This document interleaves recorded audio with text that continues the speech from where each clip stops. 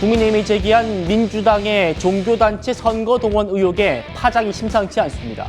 특정 교인 3,000명을 입당시켜서 내년 경선에서 김민석 국무총리를 밀겠다는 녹취록이 어제 공개됐는데요. 그 녹취의 당사자 김경 서울시 문체위원장이 조작과 왜곡이라면서도 민주당을 탈당했습니다.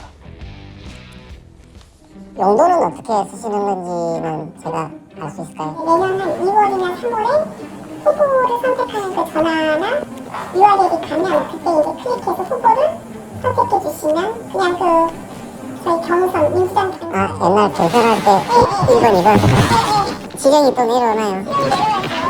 사무실 가시죠 김민석.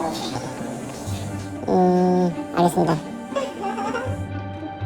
조희대 대법원장을 내쫓고 사법권을 완전히 파괴하기 위한 공작을 부리던 더불어민주당 측에서 틀었던 음성 변조인지 AI 조작인지 알 수 없는 그런 녹취록과는 완전히 차원이 다른 사실 그 자체인 녹취록입니다.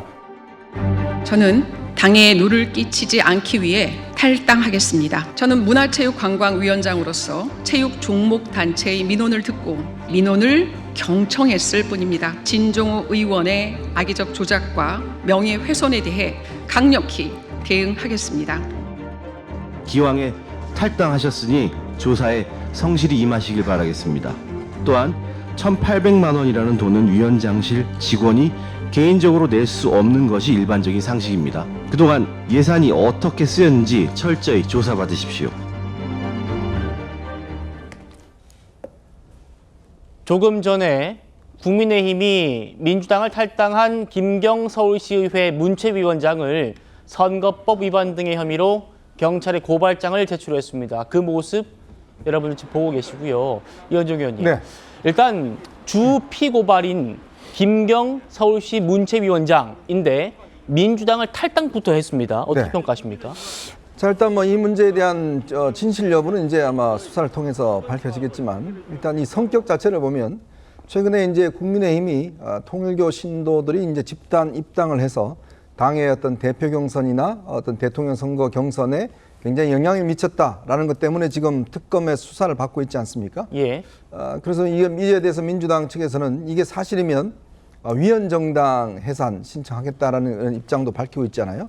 그러니까 그만큼 어떤 특정 정당의 어떤 종교단체가 이렇게 집단으로 가입을 해서 선거의 경선에 영향을 미친다는 것은 굉장히 중대한 문제입니다. 정당 민주주의를 사실 훼손하는 문제 아니겠습니까?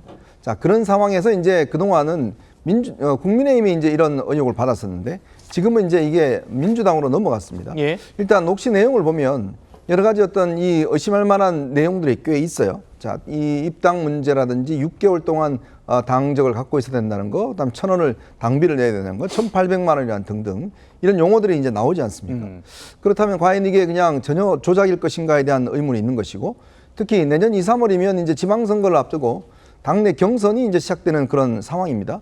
자, 거기에 이제 김민석 총리가 최근에 서울시장 출마설이 나돌고 있는 상황에서 이제 이런 일이 벌어지다 보니 마침 이게 이제 뭔가 김민석 총리를 위한 어떤 선거운동을 위한 조직적 확보 뭐 이런 거 아니었나는 이제 의문을 갖게 되겠죠. 예. 오늘 아마 이제 이 녹취록 전체를 다 공개한다고 하니까요. 자, 이렇게 해서 아마 확인을 해보면 그렇게 저는 뭐 어려운 수사는 아니라고 그렇게 보여집니다. 네, 조기현 부회장님.